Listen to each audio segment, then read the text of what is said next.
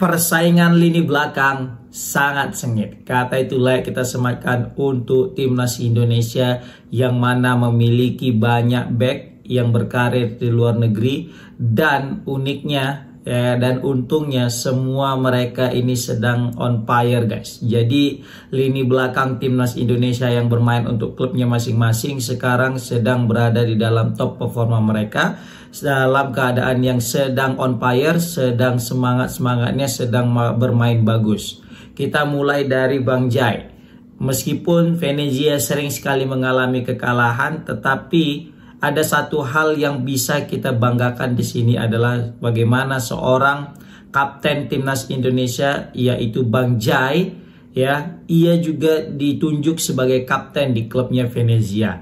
Ini salah satu indikasi bahwasanya Jai mengalami perubahan atau perkembangan yang cukup signifikan. Tidak hanya dalam olahan bola, tapi juga dari segi mental. Karena dia ditunjuk sebagai kapten, pasti dia punya mental yang cukup baik dan ngontrol emosi dan bisa menjadi pemimpin, contoh bagi teman-temannya.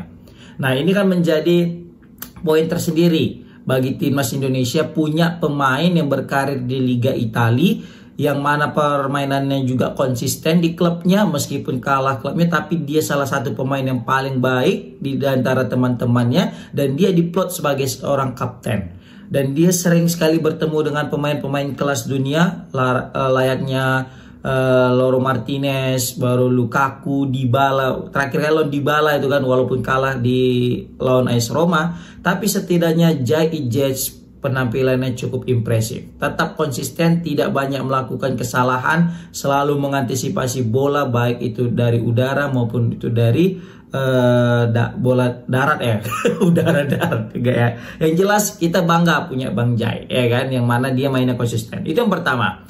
Yang kedua ada Elkan Bagot. Kita tahu Elkan Bagot ini lagi dalam top-topnya. Bayangkan baru comeback dari cederanya 5 kali main dan 5 kali ratingnya itu di atas 7 guys. Ijo terus.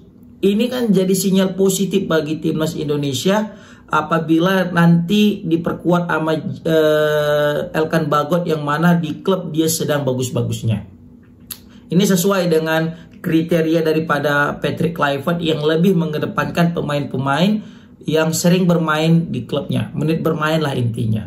Dan kita juga butuh back, center back yang punya postur tubuh yang tinggi, karena kita tahu menghadapi Australia tidaklah mudah karena mereka punya tinggi yang di atas rata-rata. Ya, meskipun kita tahu Heri Suta tidak main, tapi setidaknya ini menjadi keunggulan bagi timnas Indonesia karena tidak mainnya Heri Suta dan masuknya Elkan Bagot, sehingga Elkan Bagot lebih leluasa lagi untuk memanfaatkan umpan-umpan crossing, sepak pojok maupun lemparan ke dalam ala Arhan, ya kan? Nah, ini bagus banget nih Elkan Bagot bisa kalau dipanggil lagi, ya kan? Apalagi dia lagi jago-jagonya nih Elkan Bagot di klubnya Blackpool kan. Waduh. Baru selanjutnya Justin Hubner. Waduh, ini Justin Hubner lagi gacor-gacornya. Kenapa aku bisa bilang gacor? Dia tidak hanya bertahan. Dia tidak hanya memanage lini tengah dan lini pertahanan, tapi juga dia berhasil mencetak gol untuk Wolves Under 21. Memang sejauh ini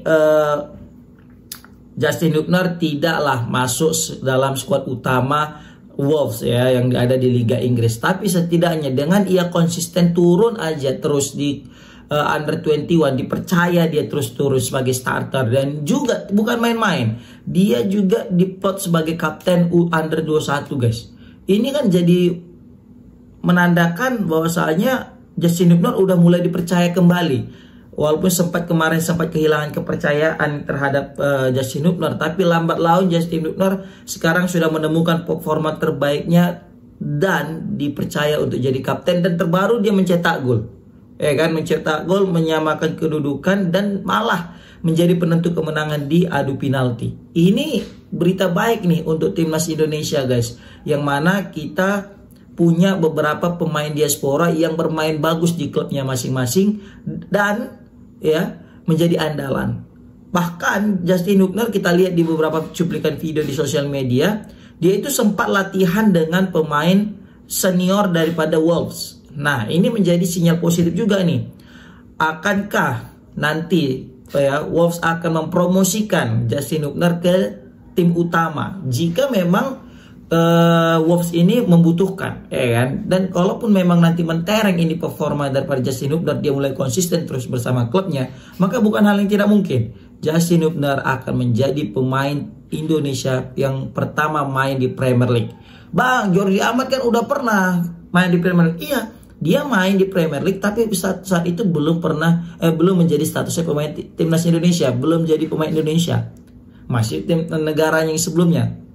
Tapi kalau Justin Hubner, dia udah jadi warga negara Indonesia, dan sempat nanti kalau dia main di Liga Inggris, Liga 1-nya ya, Premier League, bukan Liga 2. Kalau Liga 2 udah ada nanti Ole Romeni kan gitu. Ole Romeni juga belum jadi warga negara kan saat itu kan. Nah, kalau nanti betul bisa, kan, wah ini jadi catatan terbaik nih bagi Justin Hubner dan juga bagi timnas Indonesia. Nah, selanjutnya kita masuk kepada Miss Hilgers. Meskipun Miss Hilgers saat ini belum nampak performanya karena memang dia kan baru cedera, ya kan, baru cedera, terus juga baru pemulihan. Jadi wajarlah kita masih belum bisa menilai seorang Miss Hilgers. Tapi nih, di antara semua back timnas Indonesia, Miss Hilgers yang paling mahal transfer marketnya. Karena apa? Karena ini pemain yang paling potensi, pemain yang punya kualitas yang paling hebat di antara teman-temannya di klub Liga Belanda FC20. Bukan kaleng-kaleng guys, Liga 1-nya Eredivisie, Liga Belandanya. Ya kan, ditambah lagi juga dia pemain starter, pemain andalan. Masih muda, punya harganya paling tinggi di antara klubnya. Jadi maka tak mustahil ya jika Miss Hilgers selalu dipasang, meskipun cedera dipasang aja terus, disuntik penenang sakit, main lagi untuk FC20. Karena apa? Karena memang sangat dibutuhkan seorang Miss Hilgers ini guys. Baru kemudian Jordi Amat juga lagi bagus-bagusnya dengan JDT. Tapi ya kita tahu lah ya kan, Jordi Amat ini bahaya juga nih kalau kita mainkan terus, ya kan, takutnya blunder pula dia lagi nanti. Tapi kayaknya Jordi Amat udah bisa lah masuk ke dalam jajaran pelatih aja atau penasihat atau gimana lah. Kalau untuk main kayaknya udah agak berat nih Jordi Amat, apalagi timnas kita ini intensitas bermainnya itu cukup tinggi, apalagi kalau zaman STY kemarin udah keok nih Jordi Amat, nggak sanggup. Tapi mana tahu nih di zaman Patrick Kluivert, ya kan, skema permainan yang cocok dan Jordi Amat manfaatkan umpan-umpan matang daripada Jordi Amat, ya why not, ya kan. Yang jelas dia juga lagi bagus di klubnya di Liga Malaysia dan di Liga Champion Asia, ya kan. Baru selanjutnya Pratama Arhan yang paling terbaru, ya kan. Kemarin Pratama Arhan sempat mencetak assist untuk klubnya Bangkok, ya, yang mana Bangkok secara mengejutkan berhasil menahan imbang klub kuat Australia Sydney. Padahal klub Arhan ini hampir kalah guys di menit-menit akhir. Kemudian di menit 85 dimasukkanlah Arhan, biar diharapkan bisa bukan mencetak gol, tapi maksudnya memberikan kontribusi lah sehingga terjadi sebuah gol. Nah, yang diharapkan pasti ada lemparan ke dalam Arhan nih, ya kan. Apalagi di menit akhir konsentrasi pemain juga sudah mulai menurun, stamina juga sudah mulai berkurang. Nah, ternyata Arhan memberikan kontribusi bukan melalui lempar lembingnya guys, tapi dia melalui asis manjanya. Ini mengingatkan kita dengan asis Rizky Ridho kepada Witan di Piala Asia U23 guys, mirip banget, ya kan, luar biasa. Dan di situ striker Bangkok, ya kan, yang namanya Titipan, lucu kali namanya Titipan namanya bang. Itu di situ keren ya Arhan ya, yang mana dia itu bisa scanning bola, scanning pemain-pemainnya, yang mana ketika nanti bola udah sampai ke dia akan langsung memberikan bola itu kepada temannya tanpa mengontrol lebih lama, tanpa berpikir lagi mesti ngapain. Jadi Arhan ini intelijennya udah mulai makin baik ini, kepintarannya dalam bermain itu juga sudah mulai makin membaik. Ketika kita lihat ketika dia menerima bola, dia langsung mengoper guys, tidak lagi mikir-mikir lagi. Kebanyakan pemain kita ini kan kalau oper mikir loh kemana ya. Nah dia sebelum dapat bola dia udah mikir abis ini mau kemana buat bola. Nah itu ciri khas pemain-pemain yang sudah levelnya berbeda daripada pemain-pemain kita guys, ya kan. Nah bagus nih untuk Arhan, makin sengit nih persaingan di back-back kita, ya kan. Kemudian Rizky Ridho, ya kalau Rizky Ridho memang lagi underperform ya, lagi tidak baik-baik saja. Tapi insya Allah ya, karena dia memang udah main di timnas selalu konsisten, jadi mungkin tidak akan kesulitan lah. Tapi kalau misalnya Rizky Ridho tidak terus mengevaluasi diri dan tidak terus menemukan performa terbaiknya, bukan tidak mungkin nanti Rizky Ridho juga lambat laun akan tersingkir dari starter. Lambat laun karena udah jarang main dan di starter, terus nanti ketika dimainkan jadi pemain pengganti terus buat kesalahan lagi, bukan tidak mungkin nanti Rizky Ridho juga akan dicoret kan gitu. Oke, baru terakhir nih Kelvin Verdong, gak usah ditanya.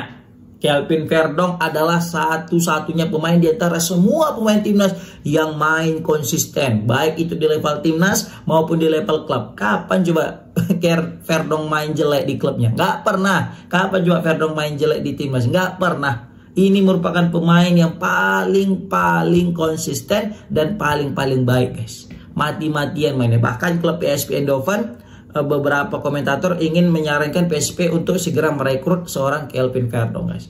Bukan tanggung-tanggung, dia sering mencetak gol, sering buat assist, sering buat pergerakan berbahaya, sering juga memberikan umpan kunci, sering juga hampir membuat assist. Pokoknya ini sering crossing. Ini Verdong adalah pemain paling rajin dan paling kuat dalam bertahan. Maka bisa kita bilang suatu keberuntungan timnas Indonesia memiliki back sekelas Kelvin Verdong.